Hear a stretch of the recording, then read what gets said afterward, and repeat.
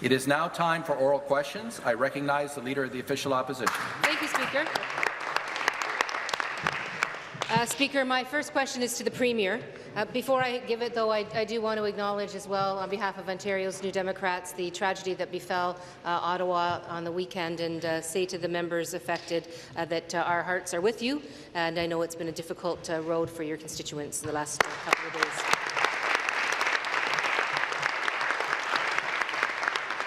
Did the Premier believe that the previous Liberal government was accurately reporting the province's deficit figure when the election campaign began this spring? Premier. Through you, Mr. Speaker, I'll tell the opposition what I believed. What I believed is what the Auditor General was saying, that they were cooking the books. Hear, hear. That's what I believed. And I also believe that the Leader of the Opposition and the NDP party was supporting the Liberals every step of the way. Yeah. I'm going to ask the Premier to withdraw the unparliamentary comment. Withdraw. What I do believe is we have the worst political scandal in Ontario's history at hand right now. We will be going through line item by line item. We'll be putting a team together to make sure that people are held accountable for the taxpayers of Ontario. That's what I believe. Hear, hear. Supplementary. Thank you, Speaker. Well, on Friday, the Minister of Finance put on a show that Ontarians see every time a new government rolls in, pretending to be shocked by the deficit numbers that weren't a shock to anyone who's read a newspaper over the last year. The Premier promised people a change, but this pantomime act is right out of the McGuinty-Wynne playbook. Does the Premier really expect anyone to believe it, Speaker? Premier. Again, through you, Mr. Speaker, as I mentioned earlier, we have the worst political scandal in Ontario's history. We have a $15 billion scandal on our hands, and we're going to get down to the bottom of it. As the NDP stood side by side, shoulder by shoulder with the Liberals, boosting them up, as you can hear, protecting them, that is unacceptable to the people of Ontario. The people of Ontario want answers. We had an event, Ford Fest, on the weekend, and what I heard over and over and over again, where did my money go? Who's being held accountable? I assured the people of Ontario there's going to be answers. Yep. We will get down to the bottom of it, and there will be people held accountable. Thank you. Final supplementary. Well, I wish the Premier would actually look at the numbers, because he would discover that the Tories propped up the Liberals about 50% of the time, Speaker. Right. The Premier spent the last spring campaign promising everything to everyone. He said that he'd balance the budget within 3 years, slash taxes for his wealthy friends, and do it all without cutting the services that families rely on. New Democrats have argued for months that the promise to balance the books by 2021 was reckless, irresponsible, and could not be achieved without deep cuts to the services that families rely upon. Is the Premier still promising to balance the books by 2021, or is he now admitting that his promise was irresponsible and that he never had a plan to keep it? Premier. Through you, Mr. Speaker, I'd like to know why the Leader of the Opposition is defending the Wynne Liberals. Hear, hear. That's what I'd like to know. Yep. Talk about accounting practices. The NDP, through you, Mr. Speaker, has the same accounting practices during the election as he saw with the Liberals for the last 15 years. $7 billion. They couldn't add up their own budget. They were $5 billion off. The only difference is the Liberals were about $9 billion off on their projections. But I can assure the people of Ontario, we're going to keep with our mandate of lowering taxes to the middle-income families of this province, lowering gas prices, and we're already halfway there by a reduction of 5 cents per litre. We're going to lower the hydro rates to a tune of 12%, and we're going to get jobs created in this great province. Stop the clock.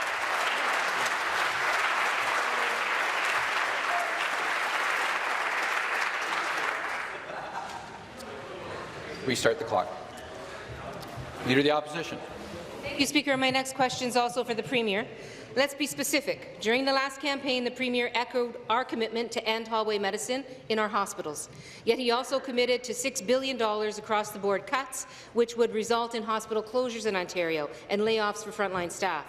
I was at the Thunder Bay Regional Hospital on Friday, a hospital like many others across Ontario that has been operating at surge capacity for months and months. Is the Premier prepared to back away from his $6 billion in cuts to ensure that hospitals like this have the resources that they need to combat hallway medicine? Premier. Through you, Mr. Speaker, I can tell the Leader of the Opposition we have the best Minister of Health I've ever seen. Ever. I have all the confidence in the Minister of Health to end hallway medicine, hallway health care, stop the lineups that are 4 or 5 hours in the hallway of every hospital in this province. We will reach out to the doctors and the nurses that we think the world of, the frontline workers, to get their opinion. Once we get the input from the frontline healthcare workers and the nurses and the doctors, we will move forward with a joint plan, because nothing is worse than a bunch of politicians telling professional healthcare workers how to operate the hospitals, what they do every single day. We will straighten out the healthcare mess that was created. Thank you. Thank you. Supplementary. Well, during the campaign, the Premier promised that he could and would make $6 billion worth of cuts, and that no hospital or no family would be affected by his cuts. But on Friday, his finance minister said, and I quote, "The hole is deep and it will require everyone to make sacrifices without exception." Which is it? Premier. Through you, Mr. Speaker, and Leader of the Opposition, we're focused on the $15 billion scandal at hand here, that the Leader of the Opposition said, what's wrong with that? There's nothing wrong with that. You knew about it. Nothing to see. The only person that knew about it was the Leader of the Opposition and the NDP and the Liberals, because they were shoulder to shoulder, standing together while they were creating the biggest political scandal in Ontario's history. We need answers. The people of Ontario need answers. And I can tell you the Leader of the Opposition better come up with better answers than we all knew about it. That is disgusting. Final supplementary. Well, I don't know where the Premier was hiding, but it was pretty obvious that there was going to be a problem with the auditor's response to the Liberal books, and we all knew it, Speaker. So maybe the Premier didn't. He would be one of the only people in Ontario that didn't. The families in Ontario told On the government benches. Families in Ontario told us what they want is action on crumbling schools, crowded hospitals, and disappearing jobs. Instead, they get a Premier playing games with the deficit, focused on avenging old grudges and backroom deals for his friends, and scrambling to explain why he's not going to keep the empty promises that he made on the campaign trail. Everyone in Ontario knew the Liberals were playing games with the deficit. It was obvious. Will the Premier admit that his promise to instantly eliminate the deficit while offering tax handouts to his wealthy friends was irresponsible and reckless, and if not, will he tell families exactly what it is that he plans to cut? Premier. Through you, Mr. Speaker, I want to know, where was the Leader of the Opposition? We never heard anything from the Leader of the Opposition. But the Leader of the Opposition knew about it, that there was no big surprise. So as the Leader of the Opposition, the NDP, were voting with the Liberals 97% of the time, condoning the backroom deals, condoning the wasteful spending. They were standing shoulder to shoulder with them in the biggest political scam I've ever seen in my life, wasting billions and billions of taxpayers' money that our generation and the next generation will be paying off. Our children will be paying it off, our grandchildren will be paying it off, all because the NDP stood by and condoned the actions of the Liberals. Yep, here, here. They did. Stop the clock.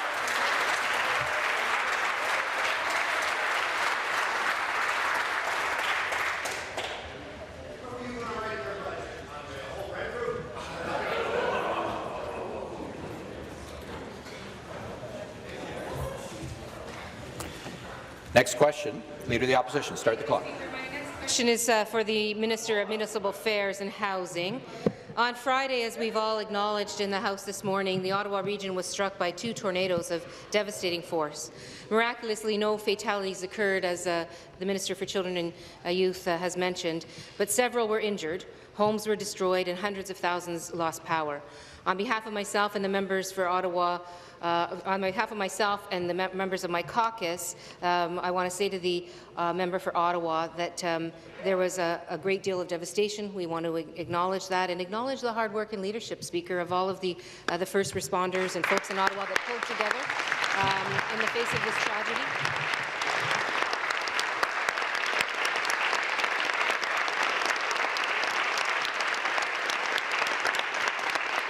The Premier stated that the provincial government, I quote, will provide whatever resources are required to support Ottawa as they work to recover. Can the minister provide us with any more details on what resources will be deployed to aid the ongoing relief efforts?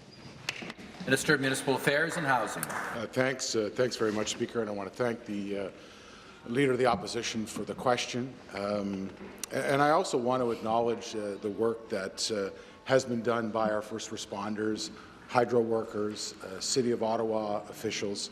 I also want to commend Premier Ford, members of our cabinet, Minister MacLeod and Minister Fullerton, the government members, the opposition members in Ottawa, the MPs, the city councillors for all of their work that they've done. As we announced on Saturday, our government has activated the Disaster Recovery Assistance for Ontario program. We continue to work with the City of Ottawa officials. We continue to have people from my ministry on the ground, being able to answer those questions for citizens.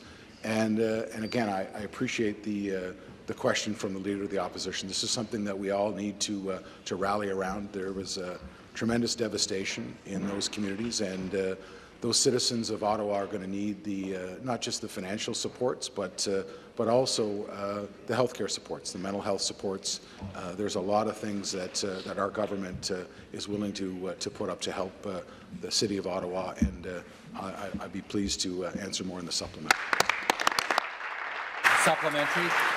Well, Speaker, on the weekend, the government did announce that it's activating the Disaster Recovery Assistance Program in the Ottawa region to cover emergency expenses for residents over and above what private insurers can provide. The Minister of Municipal Affairs has said that the exact areas qualifying for assistance is in the process of being determined.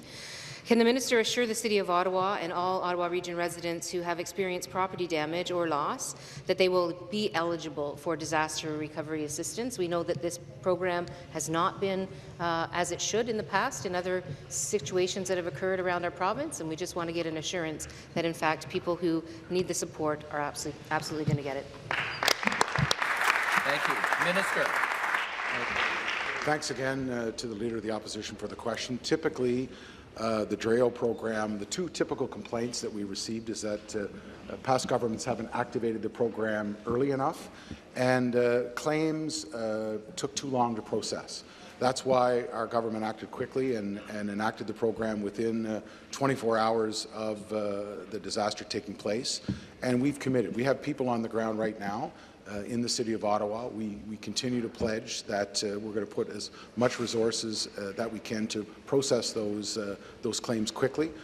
We want to make sure that we're responsive to the needs of the citizens in Ottawa. And I think most people know that our assistance program is meant to supplement insurance, but that doesn't mean to say that people have to wait. And that's why we acted decisively and acted in the best interest of the people of Ottawa. Again, I want to reiterate my thanks to all members of this House and the community of Ottawa. The one thing that I know Premier Ford and I saw when we toured the areas of devastation was the tremendous sense of community, the fact that neighbours were working together to help each other to get through this, and our government's going to stand with them. Thank you. Next question, the member for Ottawa West Nepean. Thank you, Mr. Speaker. My question is for the Minister of Municipal Affairs. Mr. Speaker, as has already been noted, on Friday evening, tornadoes rampaged through the City of Ottawa, leaving a trail of devastation in their wake. Thanks to the brave work of our first responders, we are blessed that no lives have been lost as a result of this. But the destruction and anguish left behind is all too real. In the communities of Dunrobin, Trendarlington, and Craighenry, many people have found themselves without a home. Thousands across Ottawa remain without power. Mr. Speaker, could the minister please update the House on the quick actions that our government has taken to provide support and relief to the people of Ottawa in this time of need? Minister of Municipal Affairs and Housing. Again, through you, Speaker, I want to thank the member opposite for the question. I appreciated seeing him yesterday in Barrhaven. And again, I want to acknowledge the tremendous work that's being done on the ground by our first responders, by hydro officials. I had an opportunity yesterday to the Premier and I and the MPPs on the ground to meet with the Mayor and with the Chief and with other officials. There's been incredible lines of communication that have been opened between the group. And again, I want to credit all of those people from all sides of the House and in the community for the work that they've done. As has been mentioned, the Premier toured the Dunrobin site with Minister Fullerton. Response. I had the opportunity to tour Trendarling and Craighenry with Minister MacLeod. And again, I want to say that we acted quickly with the Disaster Recovery Assistance for Ontarians program, and in the supplemental, I'll give more details on that program. Thank you. Supplementary. Through you, Mr. Speaker, I would like to thank the Minister for that update and for his tireless work on behalf of the people of Ottawa to ensure that they received the support they needed.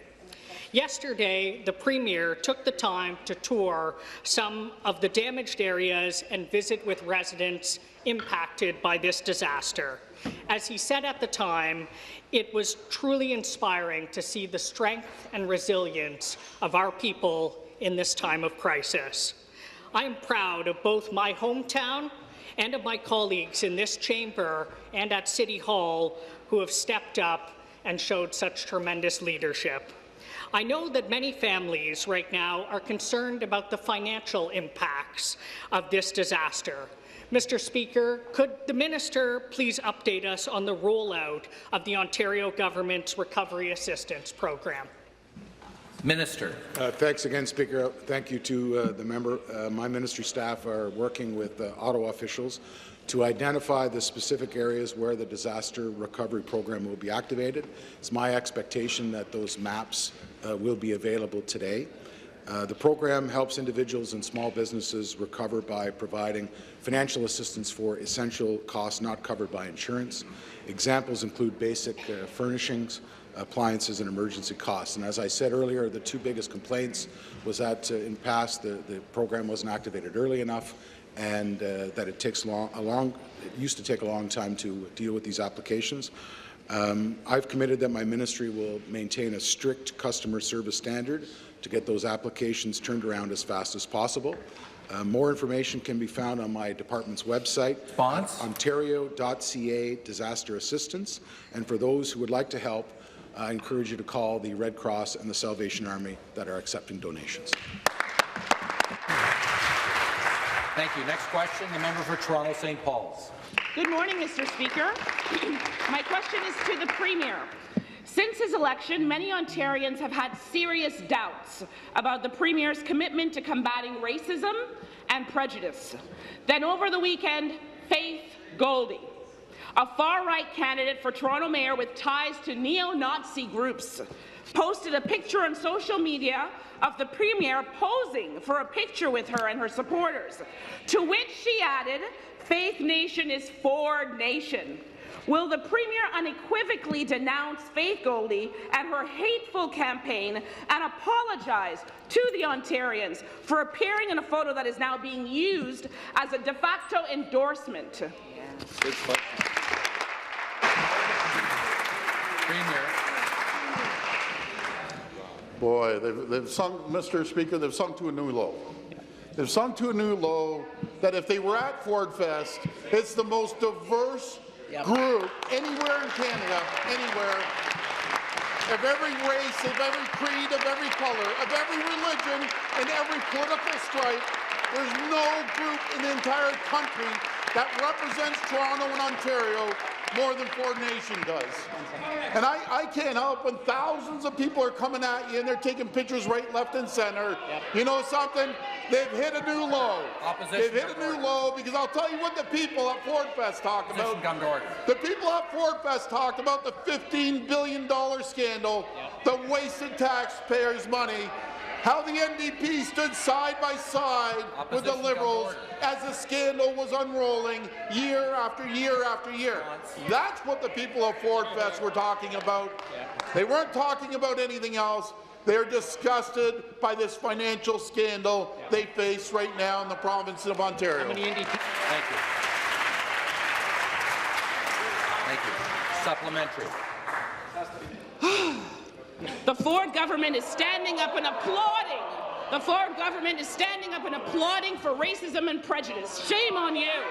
Groups like the Canadian Anti-Hate Network registered deep concern about Goldie at the outset of the Toronto campaign, saying they expect her to try to use her mayoral run as a platform to spread hate. They asked media and other candidates not to legitimize her campaign, and she's clearly used this photo with the Premier to claim exactly that sort of legitimacy. Sadly, we live in a time where hate groups pushing bigotry are seeking to divide people on the rise. What does the Premier say to Ontarians who may be wondering if the Premier's photo and the viral video of our Premier smiling and taking photo shots like a glamour model? Question. Will the Premier denounce that photo? Yes or no?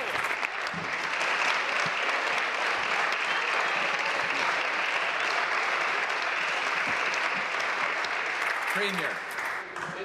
Through you, Mr. Speaker, what I found amazing is the diverse group of people that showed up to Ford Fest. The 8,000 people, and there was thousands of people that couldn't come into the door. And again, I want to remind the NDP and the Liberals what people were talking about. They were talking about the $15 billion scandal. They were talking about the wasted tax dollars we've seen over 15 years. They want people held accountable. They want lower taxes, lower hydro bills, lower gas prices. They need good. Member for Toronto St. Paul's must come to order. Not about who pops into a picture, man. Thousands of people coming at me. Do you know why they've never experienced? Because they couldn't get a crowd like that.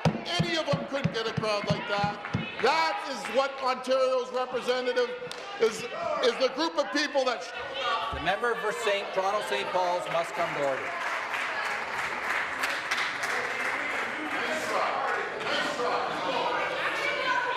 The House will come to order.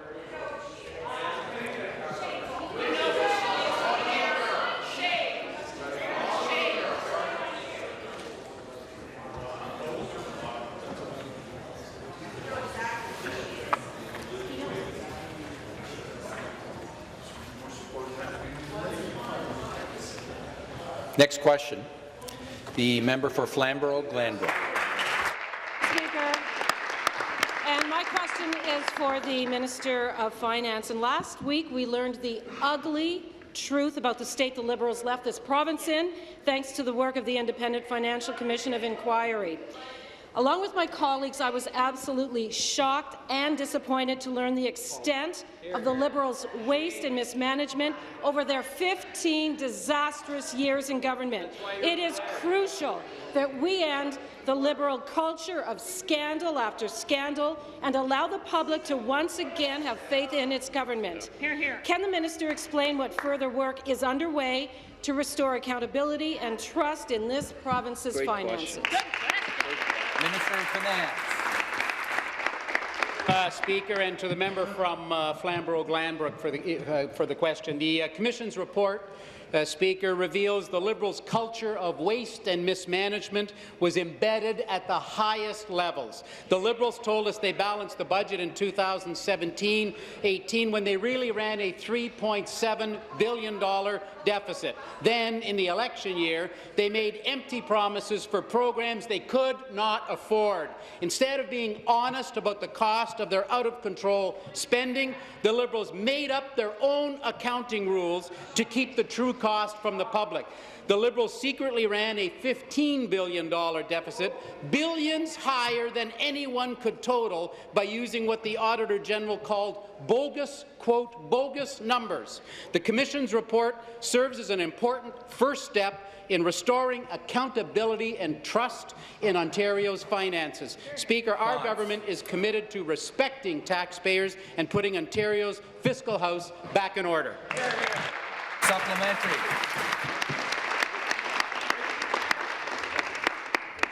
Thank you, Speaker and Minister. It is an absolute relief to hear that further action is going to be taken based on the findings of the Independent Financial Commission of Inquiry. The multi-billion-dollar hidden deficits, dishonest accounting tricks, and empty promises of the previous Liberal government simply cannot go. I'm going to ask the member to withdraw.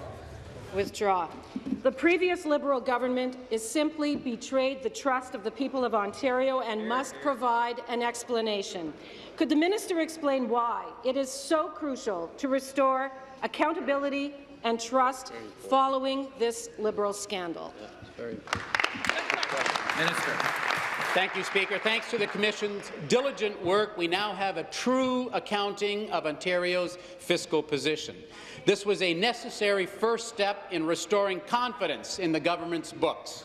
While there's still much work to be done, we are already moving toward positive change. We are bringing greater transparency in preparing our financial documents, beginning with the 2017-18 public accounts. This has resulted in the Auditor General giving the province public accounts a clean opinion, Speaker, for the first time in 3 years. Congratulations to Minister Bethlen Falvey.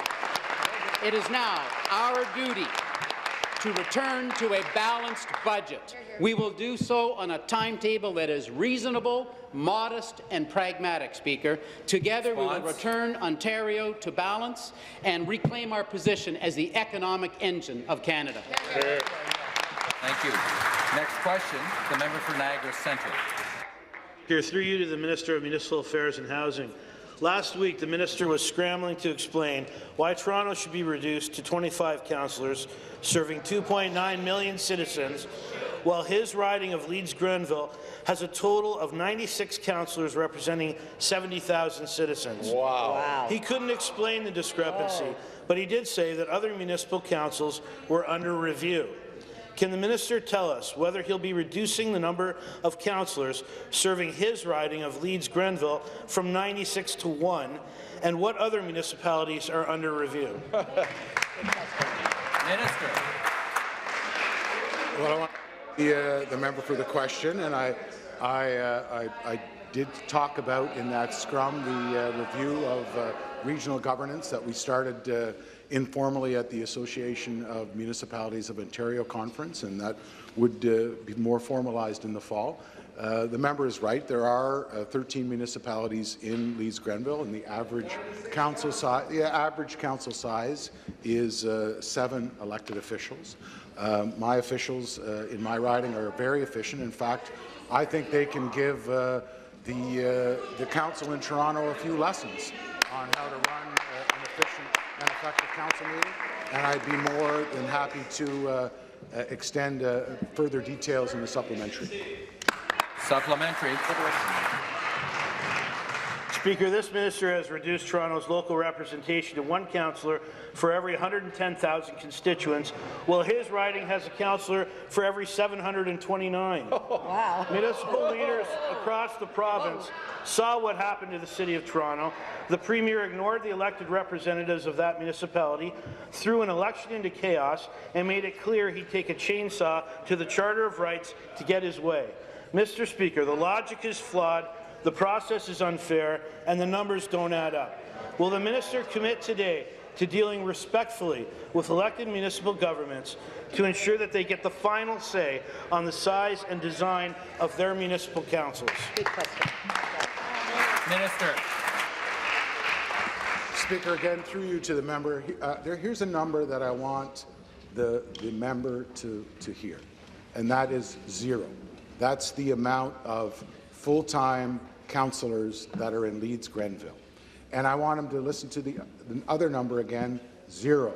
That's the amount of constituency staff that a part-time councillor in a rural municipality has. These part-time councillors do an exceptional job. As they do.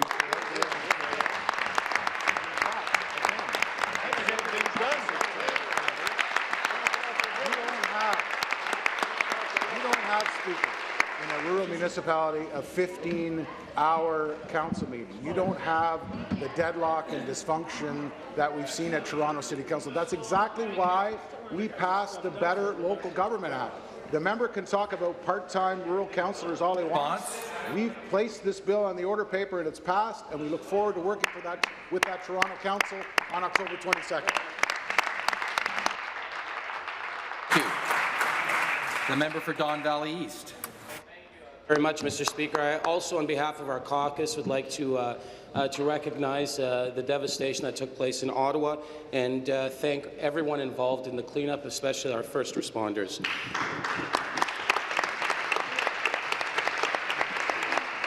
Mr. Speaker, my question is to the Premier. Premier, does the Anti-Racism Directorate still exist? And if so, can you tell this House exactly what the next step you will be taking in order for it to reach its mandate?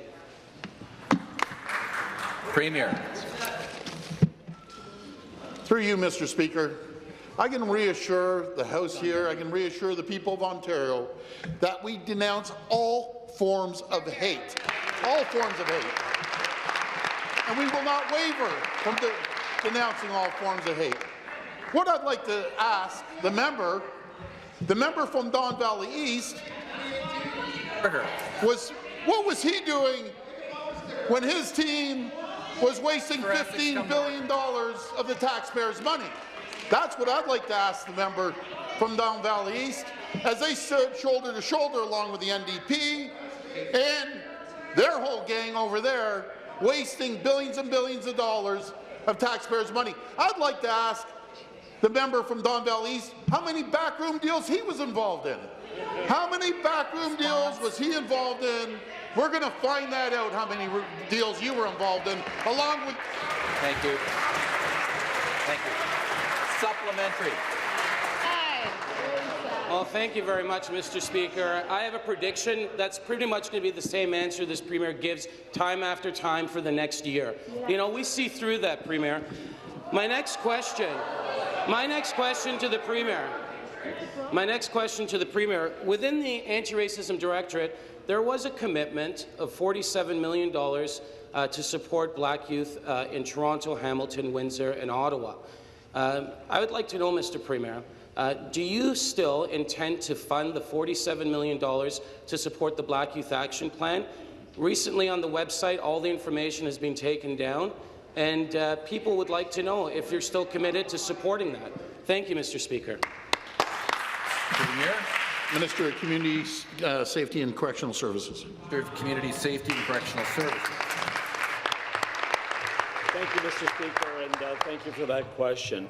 As we've always said, and will continue to say, there is no place for racism in the province of Ontario. We are working diligently, and in fact, the PA from Brampton South, who is part of my team, is working actively on that particular issue, and we are working towards doing a whole government approach review, as well as ensuring that the message is clear throughout the province of Ontario. We do not support any kind of racism, and we are working through all our ministries to work and ensure that opportunities are provided to all marginalized groups, including the Black communities. These are things that are very important to our government. We will continue working on them and ensure that we provide the outcomes necessary for our communities, for Ontario. Thank you. Next question, the member for Durham. Thank you, Speaker. My question is for the Minister of Finance. It was sobering to hear the minister's speech on Friday. It was shocking to hear the true state of the province's finances after 15 years of the Liberals and their mismanagement. Member for Don Valley East, come to order. The minister promised a dose of reality, and well, Speaker, he certainly delivered. Accounting tricks, empty promises, Member for Don Valley East, please come to order. hidden deficits. The Liberals' skyrocketing debt and ballooning deficits should concern us all. Families, seniors, and particularly the next generation. I know it's deeply concerning to my constituents in Durham. Could the minister explain to this legislature the extent of the damage caused by 15 years of bad Liberal budgets? Minister of Finance. Thank you, Speaker, and thank you to the member from Durham. The Liberals have left us with the largest subnational debt on the planet. Ontario is $338 billion in debt. Speaker, even if we paid $1,000 million every year, it would take 338 years for Ontario to pay off the public debt left by the previous Liberal government. That's more than $24,000 for every single person in Ontario. The Auditor General said the Liberals made, quote, their own accounting rules that serve to obfuscate their financial directions. She said that serves to, quote, conceal the true annual deficit. Quote, it is imperative that we put an end to this reckless culture of waste, mismanagement and scandals. We must work together, Speaker, to do everything we can to put Ontario back on secure financial footing. Supplementary. Thank you, Speaker, and thank you to the minister for his response. It's clear that action must be taken to fix the mess the previous Liberal government has left behind. I'm proud that our government has taken the first steps in restoring accountability and trust in the province's finances. While we know the task ahead, Speaker, will not be easy, we are also well aware of the risks of further inaction. Could the minister please explain the danger of continuing down the path the previous Liberal government has set us on? Minister. Thank you, Speaker. Simply put, the Liberals not only mortgaged the future of our children, but the future of our grandchildren, and believe it or not, their grandchildren as well. Again, the province is $338 billion in debt. In 2017-18, we paid $11.9 billion in interest payments alone to service that debt. That's more than the operating budget of the City of Toronto, more than a fifth of our healthcare budget, almost half of our education budget, and nearly $1 billion more than we spend on post-secondary education and training. Balancing the budget, Speaker, is not only a fiscal imperative, it is a moral imperative. We owe it to our children, our grandchildren, and their grandchildren to ensure that vital services and good-paying jobs will be for them, Speaker, down the road. Thank you. Next question, the member for Oshawa. Thank you, Speaker, and my question is to the Minister of Finance. Last week, the Minister of Infrastructure was asked a very straightforward question in this House. Has the government cancelled the $100 million grant program for rural natural gas expansion? The minister didn't give a straight answer, and that same afternoon, the Minister of Infrastructure cancelled $8.9 million in grant funding for a natural gas expansion program in North Bay. So, Speaker, the answer was yes, they were cutting the grant program. Can the minister tell us why the government cut this long-promised $100 million program to expand natural gas into rural Ontario? Thank you for the opportunity, Speaker, to highlight the fact that we're saving the taxpayers $100 million while expanding natural gas service to more consumers across Ontario.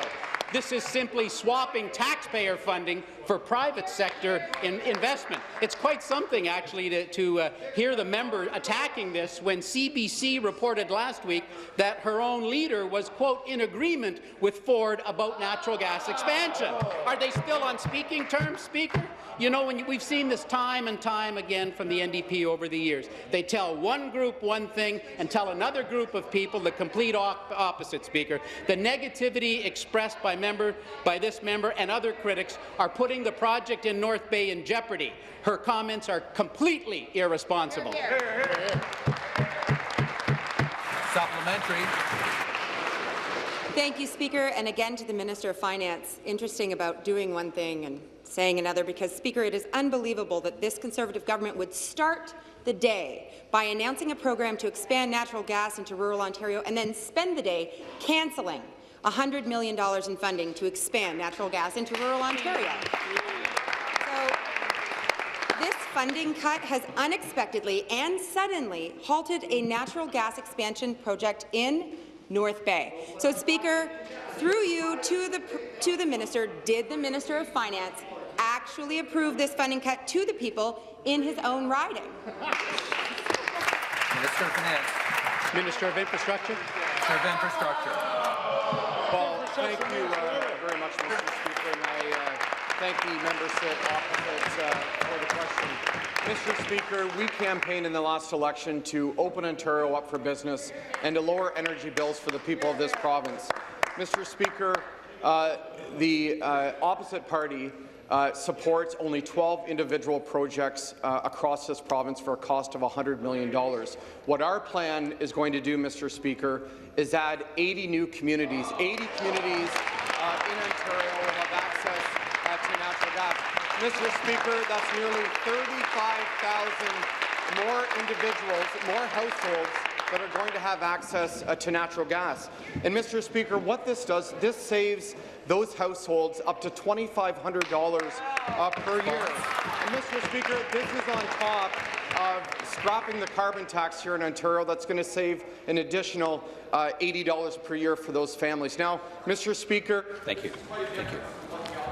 Thank you. Stop the clock.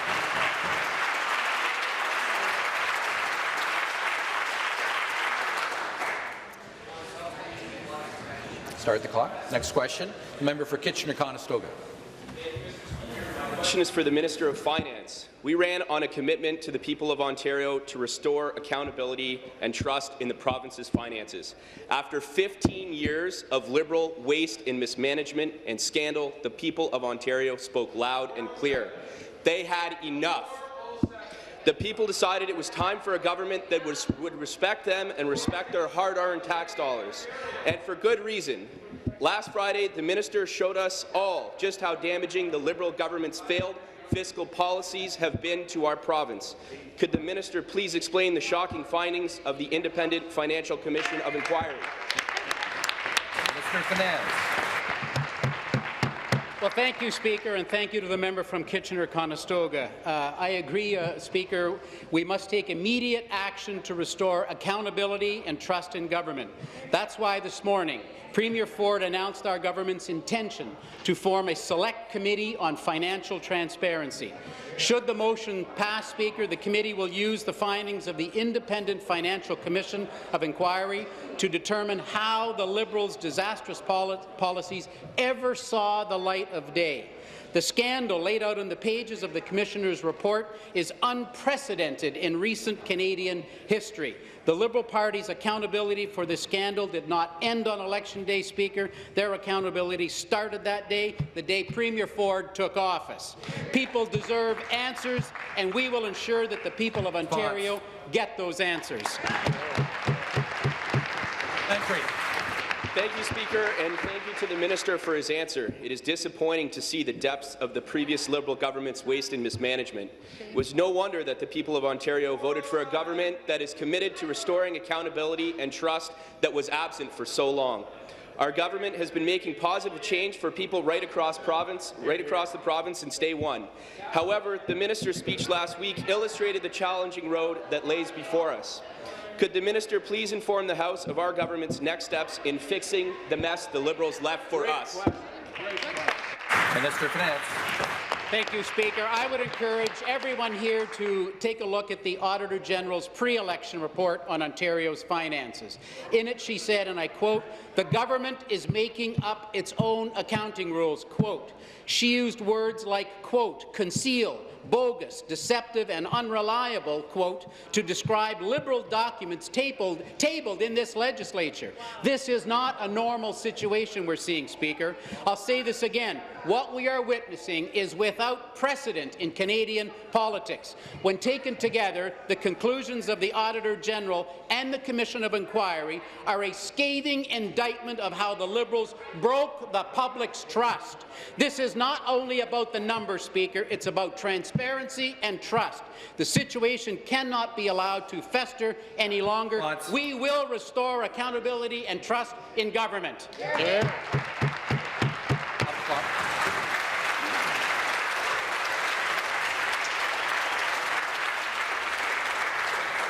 Start the clock. Next question, the member for Hamilton Mountain. Mr. Speaker, my question is to the Minister of Children, Community and Social Services. People in the basic income pilot had made long-term plans. They signed leases, enrolled in school, based on a promise that the program would last 3 years. Promise made, promise Their broken. hopes for the future are now replaced with feelings of deep betrayal. Stress and anxiety has returned. International researchers were watching, and now they are calling out the government. They said, and I quote, "Not only is the cancellation inconsistent with international best practices, but it violates your own Canadian policy for the ethical conduct of experiments involving humans." End of quote. Why is this minister continuing to stick with their cruel and unethical decision to cancel the basic income pilot? Children, Community and Social Services. Thank you very much, Speaker. I reject the premise of the question. This government is allowed to make decisions on financial matters, and it's allowed to make and set policy direction.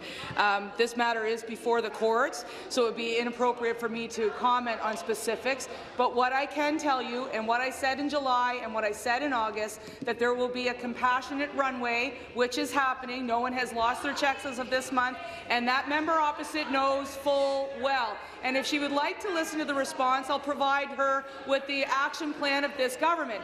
We hit the pause on an unsustainable program and an unsustainable plan that the previous Liberal administration brought forward, which was disjointed and which was patchwork and which wasn't lifting the 1 in 7 people in the province of Ontario out of poverty. So what we did is we hit the pause button across the board, allowed for a 1.5% increase in social assistance rates right across Ontario, and we've come forward with a 100-day plan, and we're going to see more people out of poverty. Thank you.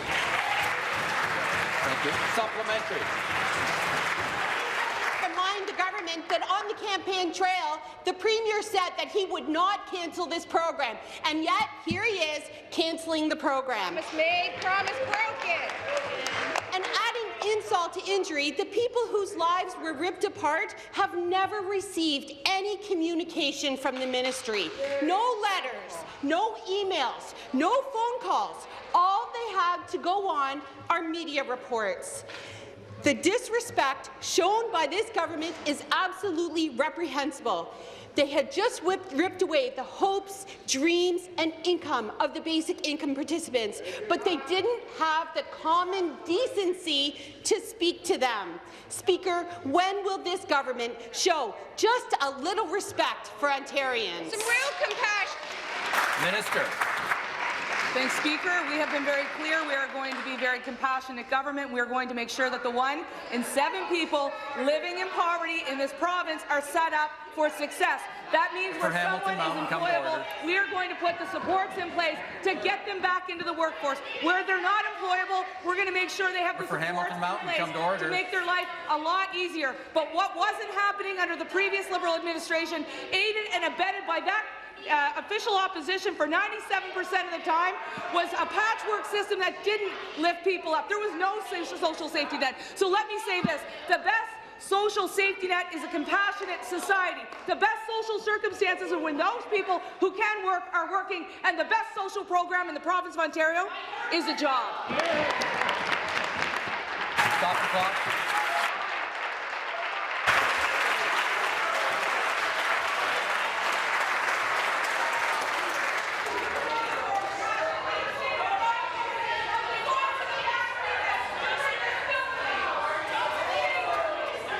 The Minister for Children, Community and Social Services come to order. The member for Hamilton Mountain come to order. The Minister will come to order.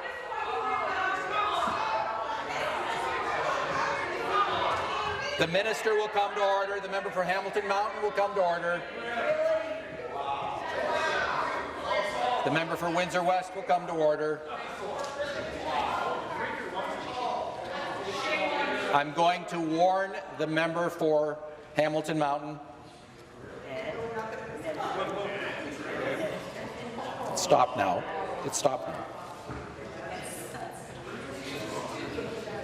Start the clock. Next question. Member for Bruce Grey, Owen Sound. Thank you, Mr. Speaker.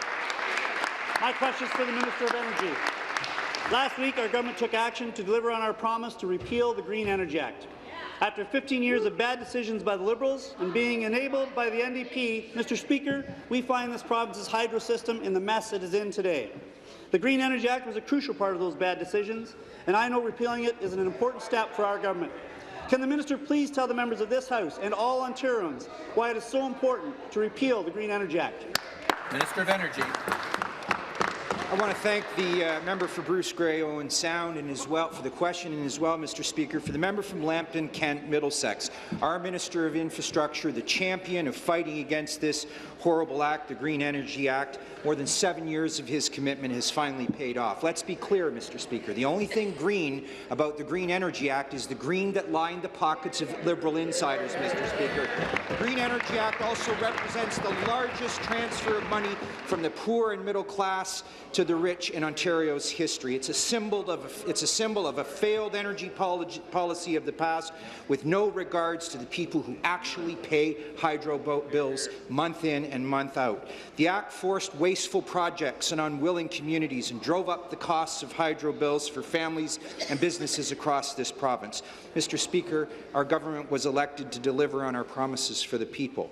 We're committed to lowering hydro bills by 12%. Getting rid of the Green Energy Act is an important step towards that.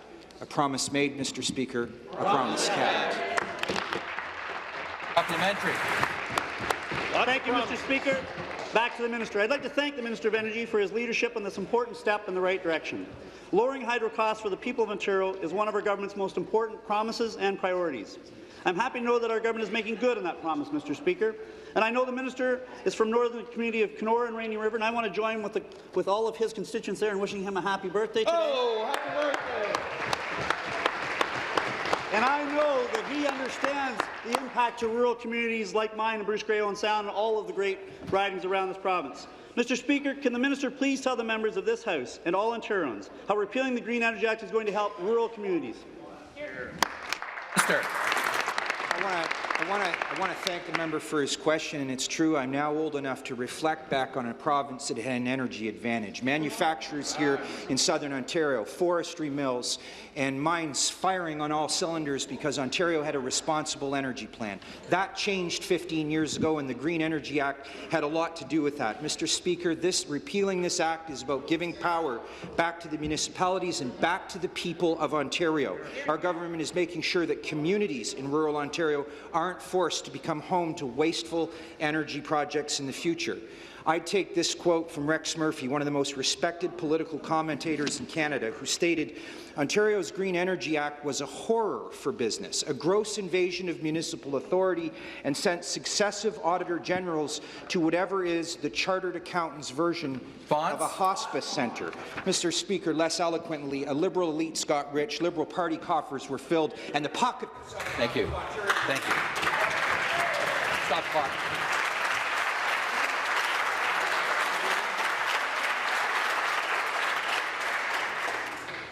Start the clock. Next question. The member for Nickel Belt. Thank you, Mr. Speaker. To the Minister of Health and Long-Term Care. We have a crisis in our hospital system. Hallway medicine and overcrowding has become the norm. In Sudbury, Health Sciences North faces an $11 million deficit. So far, 60.5 nursing positions have been lost as they try to balance their budget. Now, they have announced that they will be closing part of their breast cancer clinic, leading to more stress and longer wait time for women facing breast cancer. Will the Minister of Health commit today to providing Health Sciences North with the funding necessary to end the layoffs and keep the full breast cancer clinic open in Sudbury? Minister of Health and Long-Term Care. I thank the member very much for the question. In fact, the situation at Health Sciences North is financially very difficult with an $11 million deficit. However, $4.8 million has already been granted to them to try and alleviate some of the situation. But I know that the LHIN is working very closely with Health Sciences North to try and alleviate the situation. The nursing positions that are leaving are being dealt with through attrition and retirements, as the member will know. I know that more work has to be done, and I have regular reports from the LHIN on that, and I know the ministry is doing whatever they can to try and alleviate the situation as well. Thank you. Supplementary. Speaker, earlier this month, the minister said that our hospital will have to find innovative and efficient ways to operate. Like Health Sciences North, most Ontario hospitals are already struggling with chronic underfunding. Is the minister's definition of efficiency just a code for austerity, flatline, zero increase budget, like the Liberal did for the past 8 years? Let me be clear, Speaker. The efficiencies have already been found and implemented in our hospital, and now they have to decide which programs are they going to cancel. In Sudbury, it's the breast screening clinic. Will the minister ensure that women with cancer receive timely care and fund Health Sciences North appropriately? Response, Minister. The healthcare situation for the people around the area of Health Sciences North, of course, is our top priority.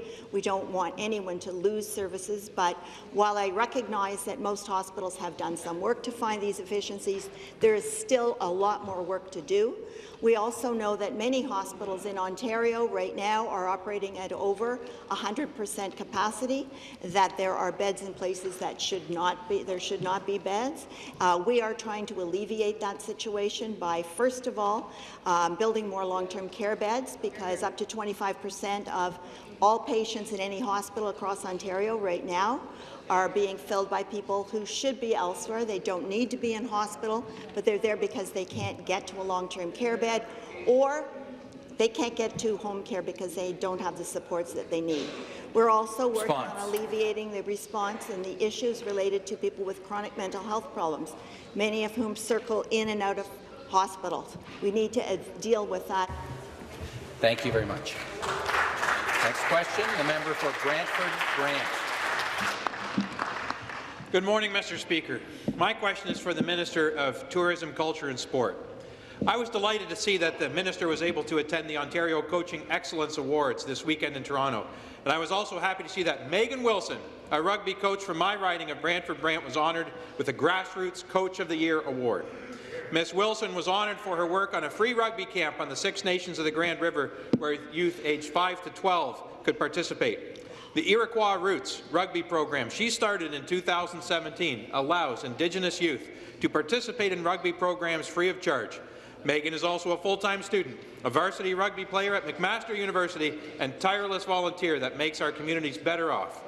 I'd like to take this opportunity to thank Megan for her contributions to my community and ask the Minister, can she tell us more about the Ontario Coaching Excellence Awards? Minister of Tourism, Culture and Sport.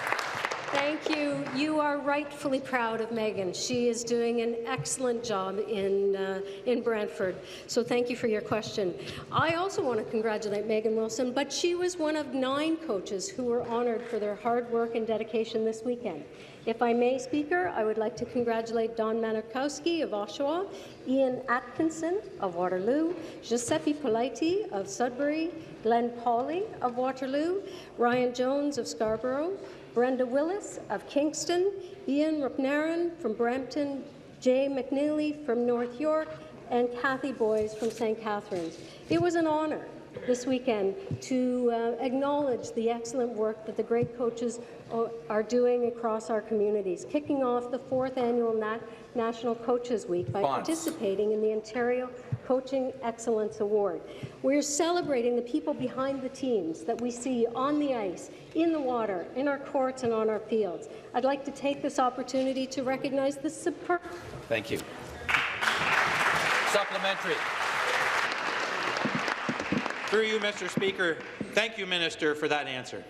I am so pleased to see that our government for the people recognizes the importance of sport in our communities and how much coaches do better for our athletes and communities as a whole.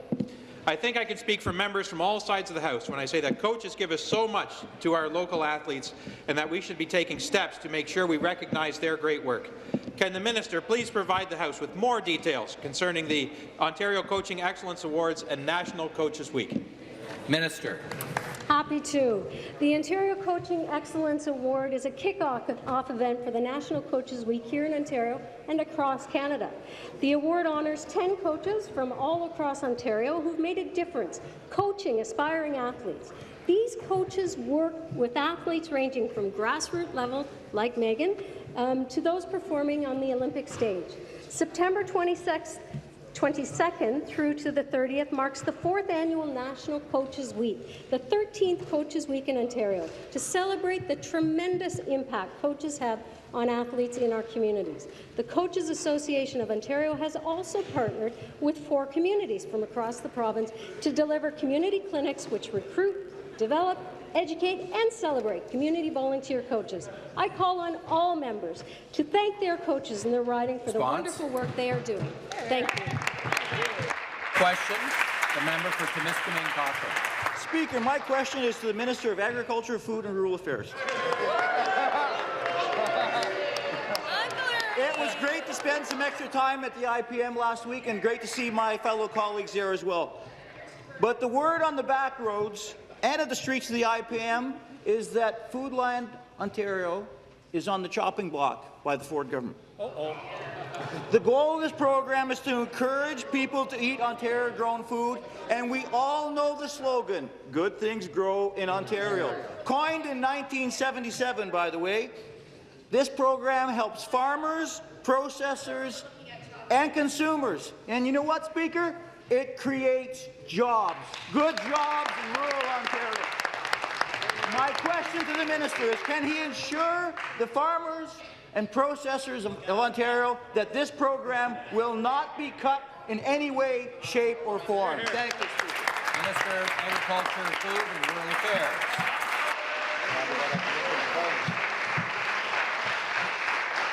Minister of Agriculture, Food and Rural Affairs. Thank you, Mr. Speaker, and I thank the member across from asking this great question. I want to say that Foodland Ontario is one of the best programs for the horticulture sector in the province of Ontario that they've ever had, in order to encourage people to buy our local product, the best food made grown in the world, right here in Ontario, and the people are going to the stores buying it because it was produced in Ontario. I can assure you that his ears must either be not hearing anything or hearing things that are not said, because obviously there's been no discussion from my ministry that says we're going to do anything but improve and make sure Foodland Ontario works for the people of Ontario.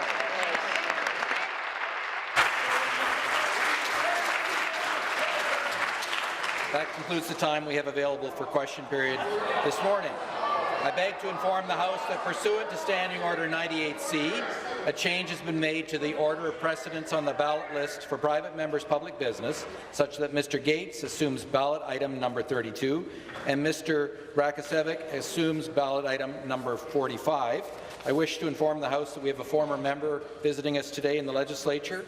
The member for Burlington in the 41st Provincial Parliament, Eleanor McMahon, has joined us this morning. Welcome.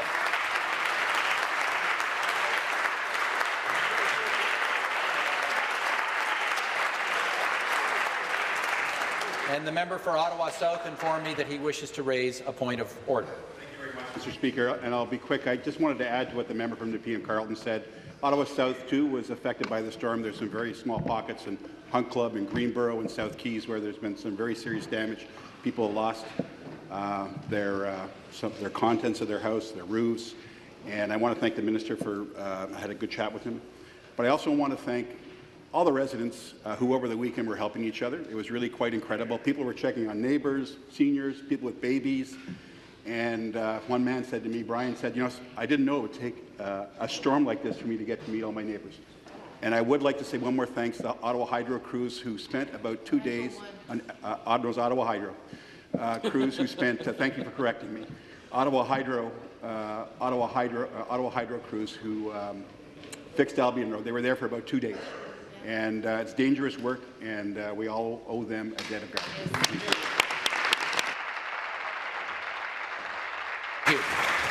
There being no deferred vote, this House is in recess until 1 p.m.